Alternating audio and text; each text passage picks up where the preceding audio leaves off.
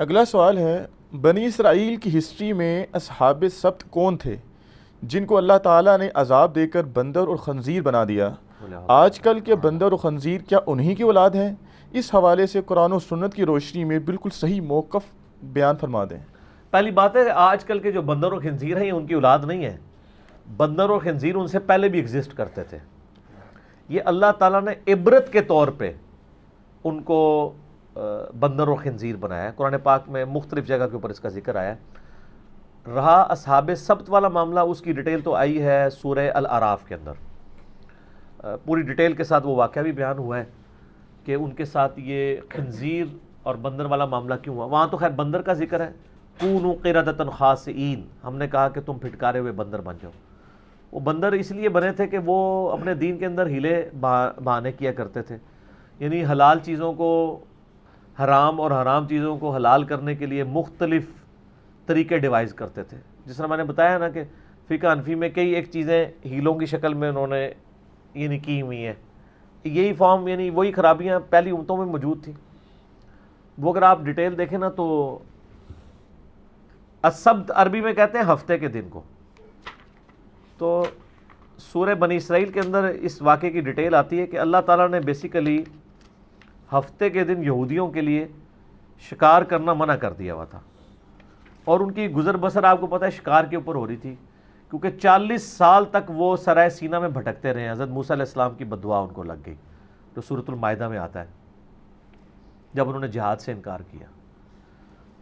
اب سرائے سینا میں وہ سمندری جھیل کے کنارے انہوں نے پڑاؤ کیا۔ یہ کئی ایک سمندری جھیلیں تھیں جن کو بعد میں جوڑ کے نا نہر سوئز بنا لی گئی ہے۔ اب تو نہر سوئز بنی ہے، وہ جھیلیں نہیں ہیں۔ یہ حضرت موسیٰ علیہ السلام نے اپنے اصحاب کو لے کے دریائے نیل پار نہیں کیا تھا۔ دریائے نیل تو مصر کے اندر سے گزرتا ہے، وہ تو ادھر آ رہے تھے یعنی فلسطین کی طرف، تو اس کے لیے ریگستان سے گزرتے ہوئے، سرائے سینا سے گزرتے ہوئے چند سمندری جھیلیں جن کو انہوں نے عبور کیا تھا آسا مار کے، تو وہ راستہ بن گیا تھا۔ تو بعد میں جب انہوں نے اپنے پیغمبر کی نافرمانی کی، جہاد میں جانے سے انکار کر دیا سوائے 2 بندوں کے، جوشوا ابن نون اور حضرت ہارون علیہ السلام کے، تو ان کو بدوا لگ گئی۔ تو 40 سال تک پھر وہ وہاں پہ بھٹکتے رہے۔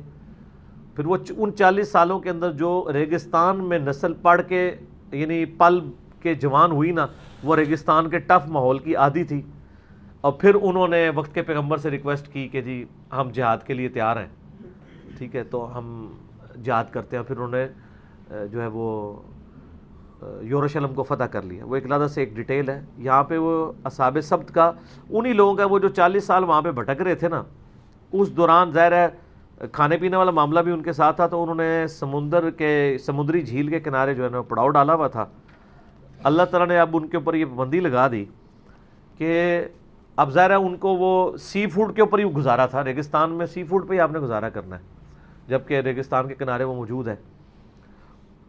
ان کے اوپر یہ پابندی لگائی تھی کہ آپ نے ہفتے والے دن شکار نہیں کرنا، باقی آپ 6 دن کر سکتے ہیں، اتوار کو کریں، سوموار، منگل، بدھ، جمعرات، جمعہ۔ ہفتے والے دن شکار منع ہے، اور ہفتے سے مراد یہ ہے کہ جمعے کی مغرب جیسے ہی داخل ہوگی شکار منع ٹل ہفتے کی مغرب تک، یہ ان کی پابندی تھی۔ باقی 7 دن 6 دن کریں۔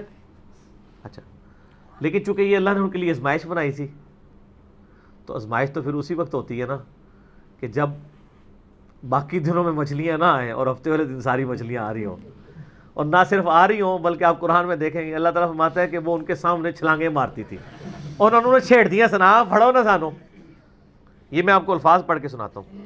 اور اللہ نے فرمایا یہ ہم نے جان بوجھ کے ایسے کیا تھا تاکہ آزمائش تو تبھی بننی تھی نا، اگر باقی دنوں میں مچھلی آ رہی ہوتی اور ہفتے والے دن بھی آ رہی ہوتی تو ان کے لیے آزمائش کیسے بنتی؟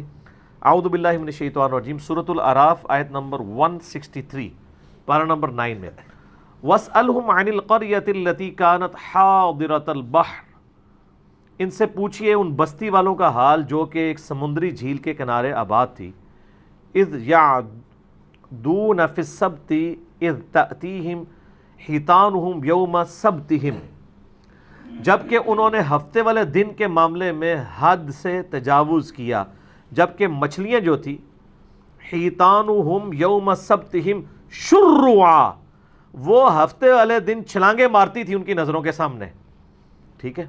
اب پورا ہفتہ مچھلی نظر آئے، ہفتے والے دن مچھلیاں جناب اس طرح سامنے ہیں کہ وہ ہاتھ سے بھی پکڑی جائیں، اتنی زیادہ مچھلیاں آ جاتی تھیں، تو پھر کدھر صبر ہوتا ہے؟ وَيَوْمَ لَا يَسْبِتُونَ، اور جب ہفتے کا دن نہیں ہوتا تھا، لا تأتیہم، کوئی مچھلی نظر ہی نہیں آتی، پورا دن جال لگا کے بیٹھے رہتے تھے۔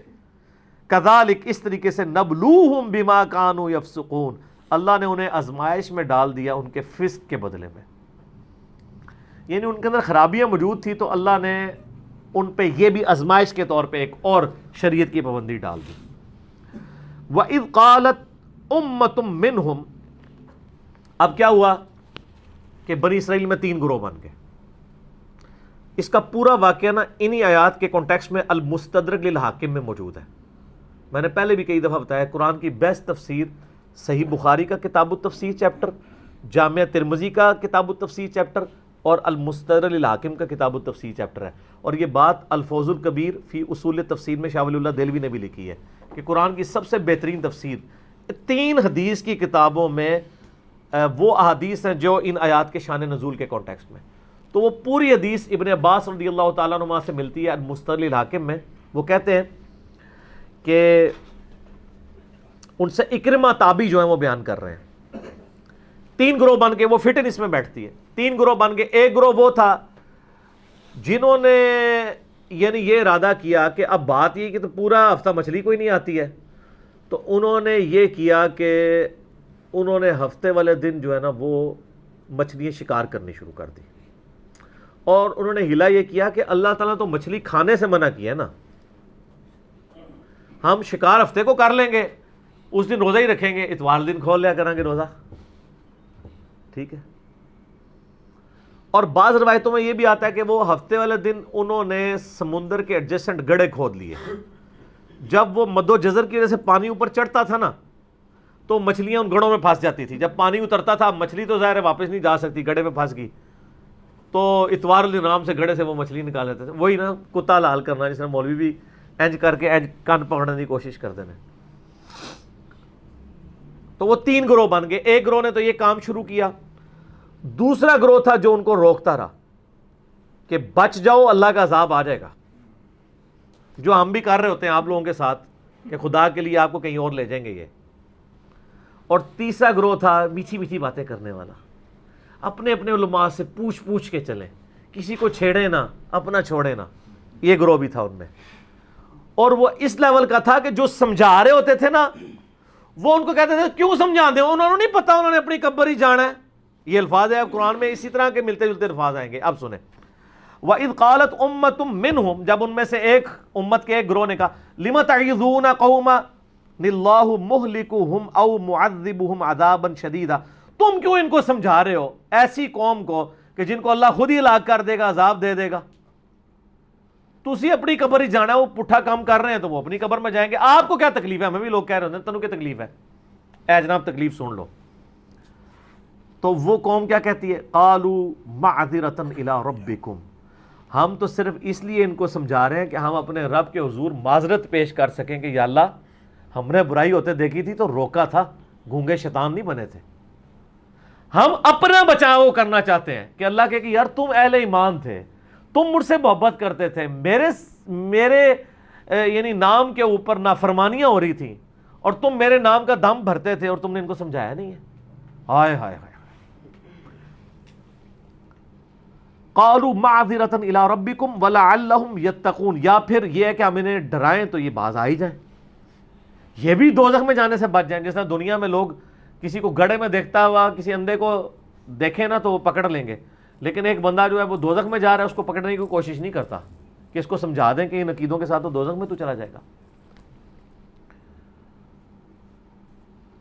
فَلَمَّا نَسُوا مَا ذُكِّرُوا بِهِ أَنجَيْنَا الَّذِينَ يَنْهَوْنَ عَنِ السُّوءِ، جب انہوں نے بھلا دیا ہمارا حکم جو اللہ تعالیٰ نے ان کو دیا تھا، یعنی انہوں نے وہ مچھلیاں پکڑنی شروع کی، تو اللہ تعالیٰ فرماتا ہے تو ہم نے نجات دے دی صرف اس گروہ کو جو ان کو برائی سے روک رہا تھا۔